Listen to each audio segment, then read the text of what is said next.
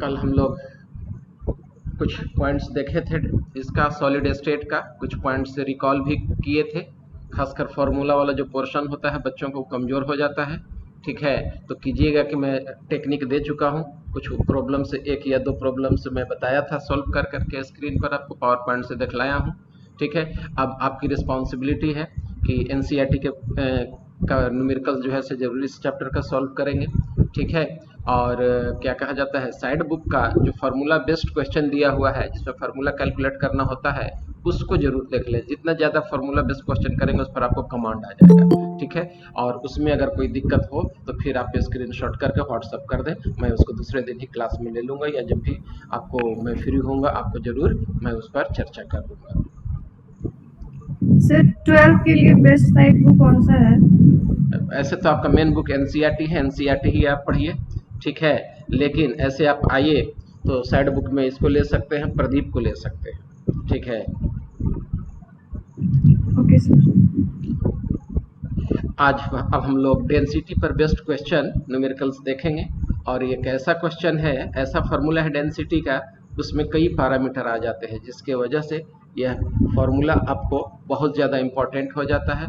और बोर्ड का जब एग्जाम होता है, या कोई इंटरनल हो या आपका सीबीएसई बेस्ड एग्जाम हो, बोर्ड द्वारा हो, डेंसिटी वाले फार्मूला पर जनरली क्वेश्चन 98% चांसेज होता है कि वो उस पर बेस्ड क्वेश्चन आए ही आए। आपको करना क्या है कि डायरी बनाना है, डायरी पर जितना भी फॉर्मूला आया है, कोऑर्डिनेशन नंबर आया है, वो सब के सब आप लोग नोट करते चले जाएं। ठीक है, और इसके बाद फिर उसको हमको एक दिन शो कीजिए।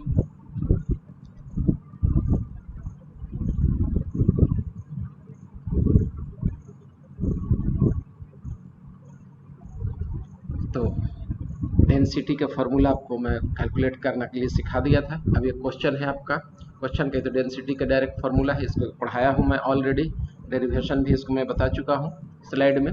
ठीक है, अब ये 3 न्यूमेरिकल है, ये आपको तीनों न्यूमेरिकल सॉल्व करना है। ठीक है, और हो सके तो इस क्वेश्चन का स्क्रीनशॉट ले लीजिए, इसको आपको सॉल्व करना होगा। Chromium metal crystallizes with a body centered cubic lattice, the length of unit cell is found to be 287 pm picometer. Calculate atomic radius, the number of atoms per unit cell and density of chromium. ठीक है, chromium का atomic mass दिया हुआ है 52 ग्राम पर मोल, Avogadro number आपका दिया हुआ है। तो देखो, कोई भी न्यूमेरिकल केमिस्ट्री में सॉल्व करना है तो कैसे सॉल्व करना है वो आप देख लीजिए। ठीक है, टेक्निक। ठीक है, सबसे पहले कीजिए कि डाटा नोट कर दीजिए, गिवन क्या क्या है आपके पास वो नोट कर लीजिए। गिवन जैसे ही नोट करते हैं आप 0 नंबर उस पर ऑब्टेन करते हैं। गिवन डाटा नोट करने से कोई मार्क्स नहीं मिलता है, लेकिन अपने सहूलत के लिए जरूर करना चाहिए। Chromium crystallizes with body centered cubic unit cell, यानी बीसीसी है, एक वर्ड पढ़े, इसको नोट कर लिए, बीसीसी। ठीक है, इसके बाद बीसीसी में नंबर ऑफ एटम्स कितने होते हैं, 1 2 का फॉर सिखलाए थे ना, नंबर ऑफ एटम 2 हो गया, लिख लिए। The length of unit cell found to be इतना ना, एज लेंथ आपका दिया हुआ है, ए बराबर 287 पिकोमीटर, 287 पिकोमीटर। पिकोमीटर जान रहे हैं 10⁻⁻12 मीटर होता है, -12 इसको पढ़ लीजिएगा। ठीक है, यहाँ पर हम लोग लिख नहीं पाते उतना। ठीक है, -12 मीटर हो गया आपका ये। अब आ जाइए, कैलकुलेट एटॉमिक रेडियस, हमको निकालना क्या है, आर निकालना है, आर बराबर वाट। ठीक है, और क्या निकालना है आपका, number of atoms per unit cell.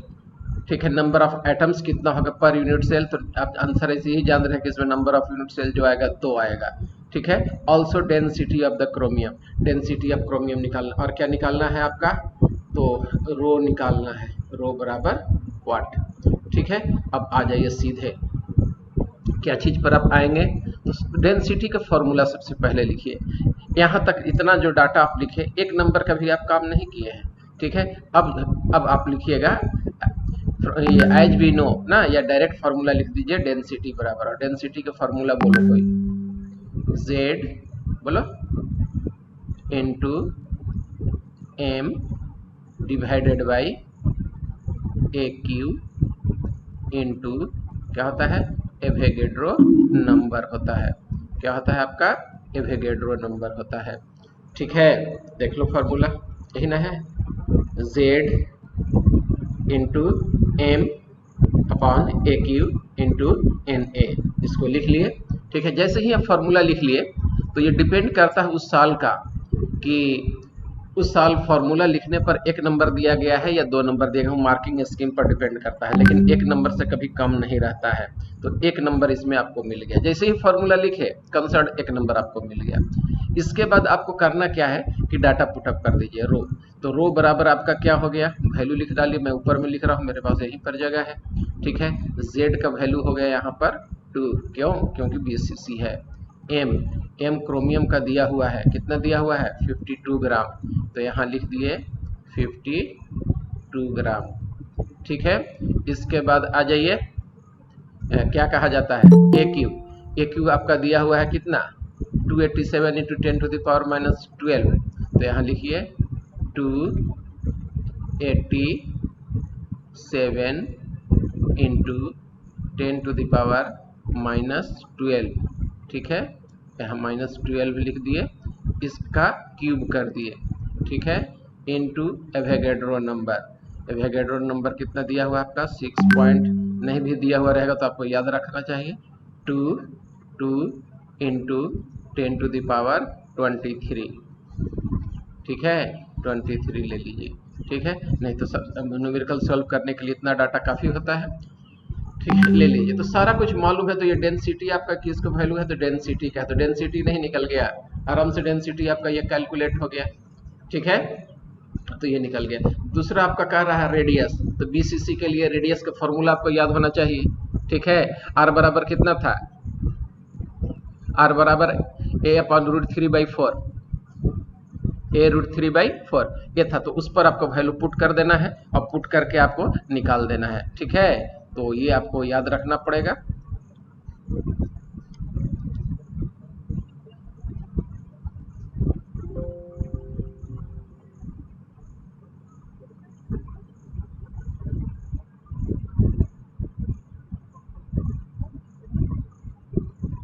तो यहाँ पर हम लोग थे। ठीक है, तो ये आपको फॉर्मूला को पुट करके वो भी निकल जाएगा। दूसरा क्वेश्चन है silver forms CCP lattice and X-ray studies of its crystal shows that age length of the unit cell is 408.6 picometre दिया हुआ है ये आपका। ठीक है, एज लेंथ दिया हुआ है आपको, CCP दिया हुआ है, CCP लैटिस आपका दिया हुआ है। ठीक है, calculate the density of the silver. ठीक है, तो डेंसिटी सिल्वर का डेंसिटी कैलकुलेट करना है एटॉमिक मास यूनिट, यही फार्मूला बैठा करके निकाल दीजिए आप। यहाँ CCP दिया हुआ है। ठीक है, तो CCP को ही हम लोग FCC कहे थे। ठीक है, तो यहाँ पर नंबर ऑफ एटम Z का वैल्यू कितना हो जाएगा 4 हो जाएगा, डेंसिटी निकल जाएगा आपका। Niobium crystallises in body centered cubic structure. ठीक है, इफ डेंसिटी इज इतना, calculate atomic radius of niobium using its atomic mass इतना। तो इस क्वेश्चन में देखो तुम्हारा डेंसिटी ही दिया हुआ है। ठीक है, डेंसिटी दिया हुआ है तुम्हारा। ठीक है, इसके बाद एटॉमिक रेडियस R कैलकुलेट करना है, R कैलकुलेट करना है। तो डेंसिटी वाला फॉर्मूला पर देख लो, Z तुमको मालूम है, एटॉमिक मास तुम्हारा दिया हुआ है ना, एवोगैड्रो नंबर मालूम है, डेंसिटी मालूम है, यहाँ से A निकाल दो। ठीक है, A निकाल करके और BCC के लिए जो फॉर्मूला है, ठीक है, A/2√2 उस पर वैल्यू पुट कर दो। ठीक है, आपका क्या कहा जाता है, ये बॉडी सेंटर्ड है ना, तो फॉर्मूला वो वाला लगेगा, BCC वाला लगेगा। ठीक है, A√3/4, तो वो फार्मूला निकाल करके उस पर ये लगा दीजिए और ये क्या कहा जाता है, इसको आप सोल्व कर दीजिए। ठीक है, तो करना क्या है कि सबसे पहले आप एक जगह फार्मूला का ये नोट कर लीजिएगा, वो लगता है इसमें सोल्व करके रखा भी। तो एज लेंथ आपका देखिए यहाँ दिया हुआ है, सेंटीमीटर में लीजिएगा तो इतना डाटा आएगा। ठीक है, डेंसिटी आपका दिया हुआ है। ठीक है, फार्मूला पुट कर दीजिए और आपका जो भी डाटा हो निकल करके हाजिर हो जाएगी। दूसरा क्वेश्चन लगता है silver crystallizes in FCC, edge length of cell is इतना एंड डेंसिटी इज इतना, calculate atomic mass of silver. तो एक ही तो फार्मूला है, उसी फार्मूला पर पुट करके M आपको निकालना है, सारा कुछ निकल जाएगा आपका। दूसरा है ये आपका। ठीक है, calculation for fraction of metal ion in an stoichiometric metal oxide ना, ये क्वेश्चन आपका NCERT का है। ठीक है, ये NCERT में दिया हुआ है, इसको आप ठीक से देख लीजिएगा। ठीक है। Analysis shows that nickel oxides has formula Ni 0.98 O 1.00. What fraction of nickel exists as Ni+2 and Ni+3 ion? तो एक तो ऑब्जेक्टिव क्वेश्चन बन जाता है कि इस तरह का नॉन स्टोइचियोमेट्रिक जो होता है वो कैसे होता है, तो due two variable oxidation state ना, देखो +2 में है, +3 फॉर्म में है, इसीलिए इस तरह का होता है।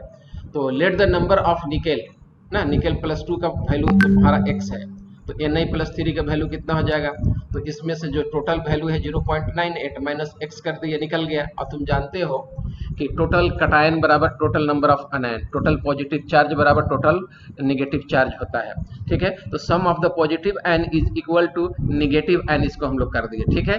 अब देखो यहाँ पर निकेल +2 और निकेल +3 दोनों का वैल्यू तुम्हें मालूम है, तो Ni+2 है, कितना चार्जेज है, तो 2 पॉजिटिव चार्ज है, 2 मल्टीप्लाई कर दिए। निकेल का अमाउंट तुम्हारा 0.98 माइनस x है, दे दिए। वैलेंसी कितना है, +3 से इस पे मल्टीप्लाई कर दिए। अब तुम्हारा ऑक्सीजन है, तो ऑक्सीजन पर चार्जेज कितना होता है, 2, इसका अमाउंट कितना है, 1, इसमें मल्टीप्लाई कर दिए, ठीक है। तो ये 2x हो गया, इसमें 3 से मल्टीप्लाई कर दिए, ये अलग हो गया, ये आपका इतना हो गया, ठीक है। x का वैल्यू निकाल दिए, x बराबर 0.94 आ गया, ठीक है। तो x का यानी x किसको माने थे, निकेल +2 को माने थे, तो निकेल +2 का वैल्यू निकल गया, तो Ni+3 का वैल्यू निकल जाएगा। ये 0.98 में से हम 0.94 माइनस कर देंगे, ठीक है, तो Ni+3 का वैल्यू आपका निकल जाएगा। परसेंटेज में बदलने के लिए या फ्रैक्शन में बदलने के लिए हम लोग 0.984 आया, उस पर 0.98 × 100 से मल्टीप्लाई कर दिए, 96% निकल गया फ्रैक्शन इसका, और 100 में से 96 माइनस कर दिए तो Ni+3 का निकल गया 4%। तो ये NCERT का क्वेश्चन है, इसको आप देख लीजिएगा। Thank you, have a nice day. अभी स्टार्ट हम नहीं करेंगे ना, क्या कहा जाता है, हम लोग नया चैप्टर देखेंगे।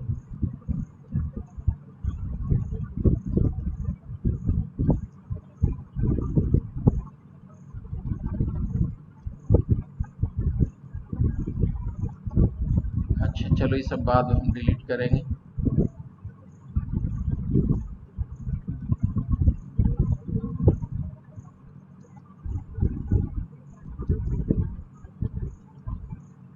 चलिए, तो अब मैं नया चैप्टर स्टार्ट आपका करने जा रहा हूँ, ठीक है।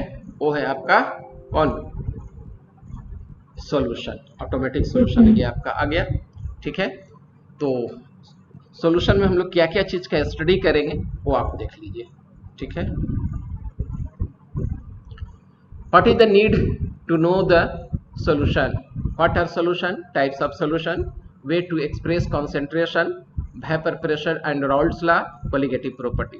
और कोलिगेटिव प्रॉपर्टी ऐसा टॉपिक है कि चाहे कोई भी एग्जाम हो, शायद ही ऐसा कभी एग्जाम हुआ हो जो कोलिगेटिव प्रॉपर्टी से क्वेश्चन न्यूमेरिकल नहीं पूछा हो। क्वेश्चन पूछे जाने की संभावनाएं कोलिगेटिव प्रॉपर्टी से, ठीक है, 100% होता है, ठीक है। नहीं पूछे जाने के चांसेस न के बराबर है, ठीक है, इसलिए उसको हम लोग जरूर देखेंगे, बढ़िया से देखेंगे।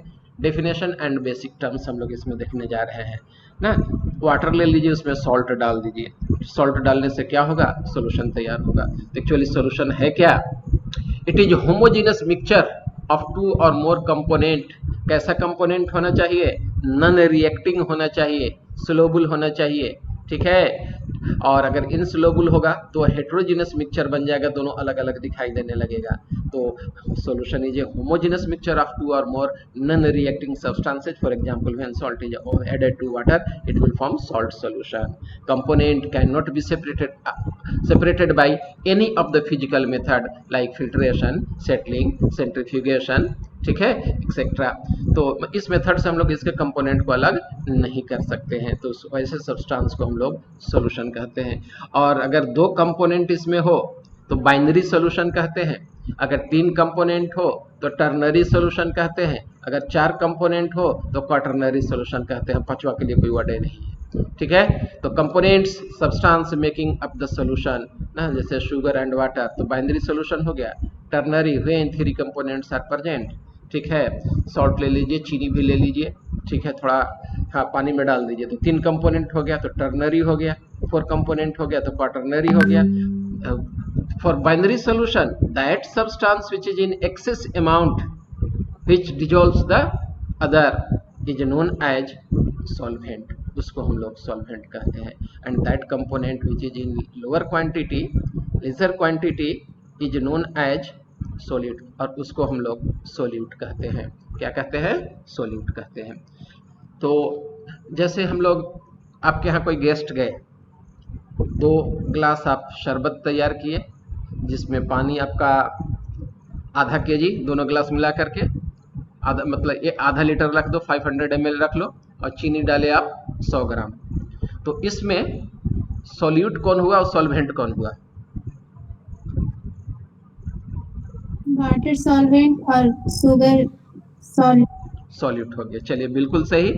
अब आ जाइए आप इसमें, केमिस्ट्री लैब में सल्फ्यूरिक एसिड मैं मंगवाया, तो उस पर मैं देख क्या रहा हूँ कि 98% लिखा हुआ है सल्फ्यूरिक एसिड पर। इसका मतलब ये हो गया कि 98 ml आपको सल्फ्यूरिक एसिड है, 2 ml उसमें मिला हुआ है क्या? वाटर मिला हुआ है। तो इसमें आप बताइए कौन सॉल्यूट है, कौन सॉल्वेंट है? Sulphuric acid solvent. Sulphuric acid क्या हो गया? सॉल्वेंट।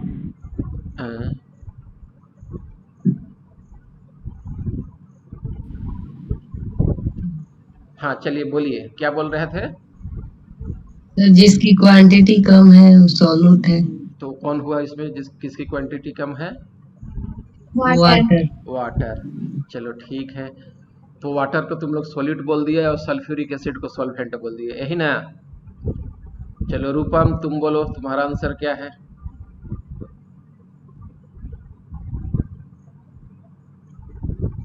सर वाटर सॉल्यूट है। वाटर सॉल्यूट है। वाटर सॉल्यूट हो गया ना? चलो ठीक है, मैं किससे पूछ लूं? अन्वेषा कुमारी। Yes sir. हाँ बोलो, इसमें सॉल्यूट कौन है, सॉल्वेंट कौन हुआ? सर वाटर ही सॉल्यूट है। वाटर क्या हो गया? सॉल्यूट। सॉल्यूट हो गया। चलिए चित्रंजन, आप बताइए। देखो अविनाश उधर से टाइप कर रहा है। चल अविनाश, तुम ही बताओ भाई, माइक ऑन करो और बोलो। Avinash, Avinash, are you listening me? Sir 11th में उसका माइक ऑन नहीं होता था। अच्छा अच्छा अच्छा, चलो कोई बात नहीं, इसलिए वो टाइप करके आंसर भेजा है, और माइक नॉट वर्किंग लिखा है। चलो कोई बात नहीं है, इधर से मैं बोल रहा हूँ, ठीक है? तुम्हारा आंसर 200% सही है, ठीक है? वाटर इज यूनिवर्सल सॉल्वेंट, ठीक है? वाटर को क्या कहते हैं हम लोग? यूनिवर्सल सॉल्वेंट कहते हैं, चाहे वह कम मात्रा में हो या ज़्यादा मात्रा में हो, इट डज नॉट मैटर। यहाँ पर आपका डेफिनेशन फेल कर जाता है, लेकिन एनसीईआरटी में डेफिनेशन ये है दिया हुआ जो मैं बोल रहा हूँ, ठीक है? तो उस केस में अगर लिख भी, एक साल क्वेश्चन पूछा भी था, तो उसमें बच्चे जो एनसीईआरटी के भक्त थे उसमें लिख दिए वाटर सॉल्यूट है और सल्फ्यूरिक एसिड सॉल्वेंट है। तो उसमें नंबर हम लोग को आदेश मिला कि नहीं नंबर उसमें दीजिए, बच्चे की कोई गलती नहीं है, उसमें नंबर मिल गया, ठीक है? लेकिन जो बच्चे बुद्धियार थे, जो जानते थे, 7 में पढ़े थे कि नहीं water is always universal solvent, water is universal solvent, वो लिखे कि नहीं वाटर जो है सॉल्वेंट है और सल्फ्यूरिक एसिड सॉल्यूट हो गया, उसको भी नंबर दिया गया। दोनों सही थे अपने अपने जगह पर, ठीक है? तो इसमें दोनों आंसर होगा, लेकिन सही यही है कि वाटर इज ऑलवेज सॉल्वेंट, यह यूनिवर्सल सॉल्वेंट कहलाता है। सल्फ्यूरिक एसिड आपका यहाँ पर सॉल्यूट हो जाएगा। फिर चलिए, consider 2 solutes salt NaCl and naphthalene and water as a solvent, which solute will dissolve and why? ना, कंसीडर 2 सॉल्यूट्स हम लोग कंसीडर किए, NaCl और नेप्थैलिन, और उसको वाटर में डिजोल्व कर रहे हैं, कौन घुलेगा और क्यों?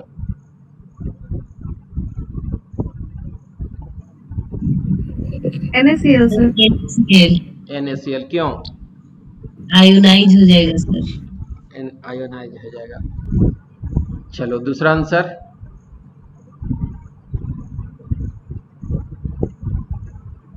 देखो वाटर पोलर है, ठीक है?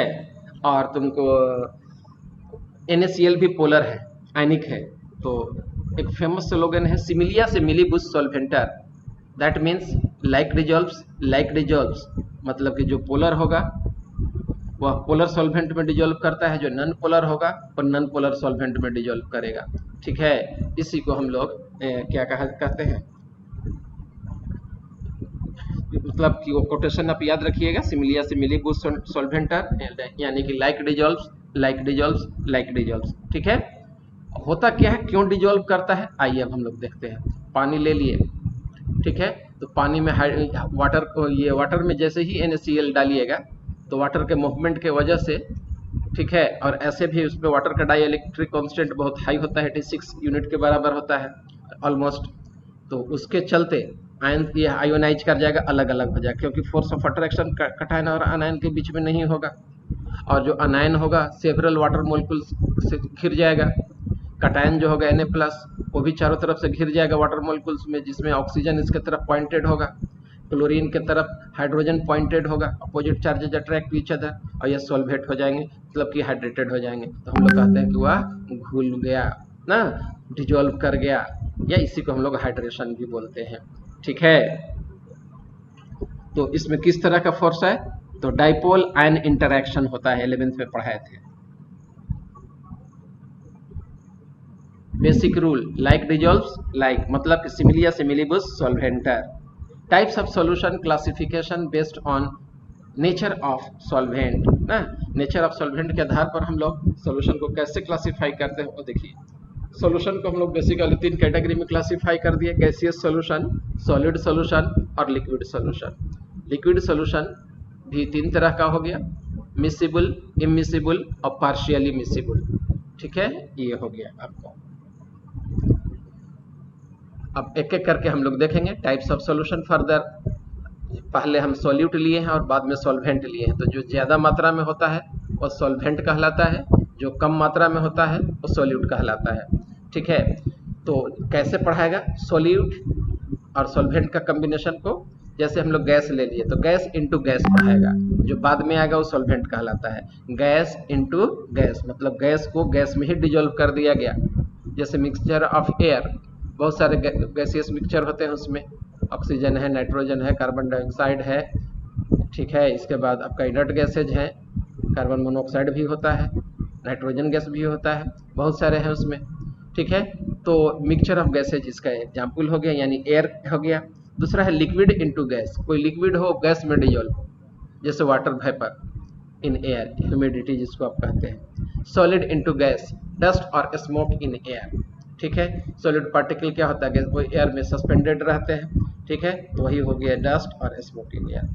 Gas into liquid, gas into liquid जो होगा CO2 gas in water soda, example best example है। तो लिक्विड वाटर लेते हैं, उसमें हम लोग कार्बन डाइऑक्साइड डिजोल्व कर देते हैं। ठीक है, तो गैस इनटू लिक्विड का एग्जाम्पल है। नेक्स्ट है आपका liquid into liquid, mixture of miscible liquid alcohol in water, ये क्या है, लिक्विड इनटू लिक्विड ना। तो जैसे हम लोग पानी ले लिए, ये दूध ले लिए, उसमें थोड़ा सा पानी मिला दिए बेचने के लिए। ठीक है, तो आपका हालांकि ऐसे नहीं करना चाहिए। लिक्विड इनटू लिक्विड का एग्जाम्पल हो गया, दोनों इसमें मिसिबल है। दूसरा है सॉलिड इनटू लिक्विड, आपके यहाँ गेस्ट गए ना, पानी लिए, चीनी मिलाए, कुछ फ्लेवर मिला दिए, पिला दिए, तो एक एग्जाम्पल हो गया आपका शुगर इन वाटर। ठीक है, शरबत यानी गैस इनटू सॉलिड। ठीक है, जैसे मेटल सरफेस ले लो तो उस पर गैसियस सब्सटेंसेज एडजॉर्ब हो जाते हैं, तो ये गैस इनटू सॉलिड का एग्जाम्पल है। लिक्विड इनटू सॉलिड, ठीक है, तो लिक्विड इनटू सॉलिड, जैसे मरकरी है, ठीक है, अब मरकरी पर किसी चीज़ का लेप चढ़ा दीजिए, कॉपर पर लेप चढ़ा दीजिए, ठीक है, तो ये अमलगम बन जाता है। तो एक तरह का लिक्विड इनटू सॉलिड का एग्जाम्पल हो गया। Solid into solid, LY best example है ना, homogeneous mixture of 2 metal, LY होता है। जैसे हो गया आपका जर्मन सिल्वर, जर्मन सिल्वर का कोई कॉम्बिनेशन बता सकते हैं, what is combination of German silver, copper and zinc, copper and zinc नहीं, कॉपर एंड जिंक, जिंक यानी कि ब्रास हो जाएगा फिर तो, और ब्रोंज में हो गया कॉपर और टीन। ठीक है, हम जर्मन सिल्वर पूछ रहे हैं, एनीबडी,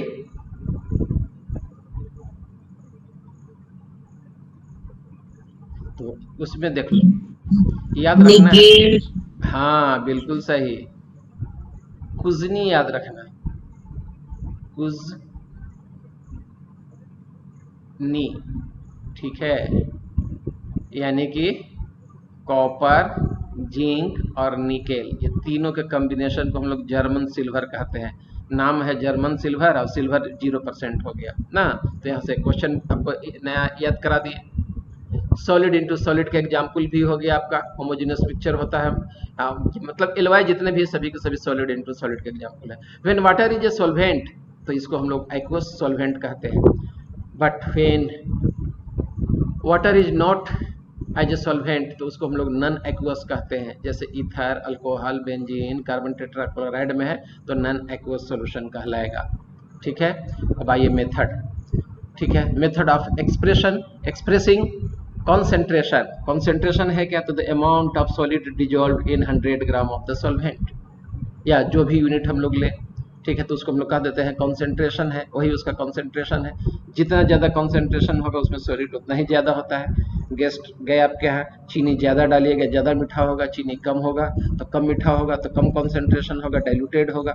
ठीक है, यही हो गया। तो ये आपका 1 2 3 4 5 मेथड आपके स्क्रीन पर दिखाई दे रहा है। ठीक है, इसके अलावा भी होता है, जैसे यहाँ पर मोलालिटी हो गया, मोलरिटी हो गया, आपके सिलेबस में भी पढ़ना है, 9th में 11th में भी पढ़ाया हूँ। ठीक है, इसके बाद आपको आ जाता है पिकोमीटर, तो है ही नॉर्मलिटी, लेकिन सिलेबस में नॉर्मलिटी है नहीं। तो पहला ये मेथड है वॉल्यूम परसेंटेज। ठीक है, तो वॉल्यूम ऑफ द कंपोनेंट पर 100 part by volume of the solution, वो हम लोग वॉल्यूम परसेंटेज कहते हैं। ये है क्या, कैसे इसको हम लोग समझेंगे, तो देख लो, कोई भी सॉलिड घुला हुआ हो, लिक्विड सॉलिड होगा, जाहिर सी बात है। तो कोई भी लिक्विड सॉलिड घुला हुआ हो, ठीक है, तो उसका अमाउंट 100 ग्राम में कितना है वो निकाल दिए। जैसे सपोज कि 50 ग्राम ले लिए हम लोग दूध, उसमें 10 ग्राम आपका मिला हुआ है पानी। ठीक है, तो 10 बटे कितना हो गया, 50 × 100, ऐसे निकाल दिए। 50 ग्राम में 10 ग्राम मिला हुआ है, तो 100 में कितना होगा, यूनिटरी मेथड से। ठीक है, तो वही तो फॉर्मूला आ गया। सपोज कि VA ग्राम था, VA ग्राम प्रेजेंट है VA प्लस VB में, तो 100 ग्राम में कितना होगा, तो यही फॉर्मूला आपका आ जाएगा यूनिटरी सिस्टम से। ठीक है, तो ये हो गया वॉल्यूम परसेंटेज। ठीक है, दूसरा हो गया मास परसेंटेज। ठीक है, तो मास परसेंटेज में हम लोग को ये दो तरह से हो सकता है, सॉलिड इंटू लिक्विड में। ठीक है, W/V इसको हम लोग कहते हैं। तो वेट ऑफ कंपोनेंट पर 100 part of the weight of the solution. जैसे सपोज कि आपके यहाँ गेस्ट गए और 1 लीटर पानी में, ठीक है, 100 ग्राम चीनी डाल दिए, तो 100 ग्राम चीनी प्रेजेंट है आपको 1 लीटर पानी में, तो 100 ग्राम चीनी कितना में प्रेजेंट होगा। ठीक है, निकाल दिए यूनिटरी सिस्टम से। तो ये आपका फॉर्मूला आ गया यूनिटरी सिस्टम से, ये आ जाएगा WA हो गया जो सॉल्यूट प्रेजेंट है उसका अमाउंट, ये हो गया total amount of the solution into 100। और PPM यानी पार्ट पर मिलियन, यह उस सॉल्यूशन के को एक्सप्रेस करने के लिए यूज होता है जिसमें वह ट्रेस अमाउंट में हो, बहुत कम मात्रा में प्रेजेंट हो। क्या हो, तो बहुत कम मात्रा में प्रेजेंट हो, तब हम लोग उसको कहते हैं, तब उस केस के लिए यूज होता है आपका ये कौन सा, पार्ट पर मिलियन। ठीक है, पार्ट पर मिलियन। दूसरा है आपका मोलालिटी। तो मोलालिटी क्या हो गया, number of moles of solid dissolve in 1 kg of the solvent. 1 kg solvent में कितना आप सॉलिड डिजॉल्व कराए हैं, कितना मोल ऑफ सॉलिड डिजॉल्व कराए हैं, उसी को हम लोग मोलालिटी कहते हैं। और दूसरा है molarity, number of moles of solid dissolve in 1 litre of the solution. ठीक है, अब है लास्ट है आपका मोल फ्रैक्शन। तो मोल फ्रैक्शन क्या है, तो it is ratio of mole of any one component to the total mole of the solution. For mole fraction it is represented by chi, X नहीं उसको बल्कि काई पढ़ा जाता है। ठीक है, जैसे सपोज कि मोल फ्रैक्शन ऑफ सॉलिड का फॉर्मूला लिखना है, तो mole of solid upon total mole of solution into 100। अब निकालना है आपको मोल फ्रैक्शन ऑफ सॉल्वेंट, तो mole of solvent divided by total mole of the solution into 100। ये क्या कहा जाता है, ये इनटू 100 नहीं, 100 करने की जरूरत नहीं है इसमें आपको। ठीक है, तो ये मोल फ्रैक्शन हो गया। आपको जानते हैं कि sum total of mole fraction is equal to 1। तो अगर काई ए और काई बी अगर एक सॉल्यूट का मोल फ्रैक्शन हो, दूसरा सॉल्वेंट का मोल फ्रैक्शन हो, तो टोटल सम 1 के बराबर हो गया ना। अब आगे चल करके ये नॉर्मलिटी, मोलरिटी, फॉर्मलिटी ना, तो ये तो आपको पढ़ना नहीं है, ये भी पढ़ना नहीं है, ये अभी आपको मैं चर्चा कर दिया। ठीक है, कल एक बार फिर से रिकॉल कराऊंगा। ठीक है, आज के लिए बस सभा यही समाप्त करता हूँ। ठीक है, क्योंकि समय हो चुका है, थोड़ा जल्दी ले लिया हो कल के, और बच्चों को बोल करके रखिए टाइम पर ज्वाइन कीजिए।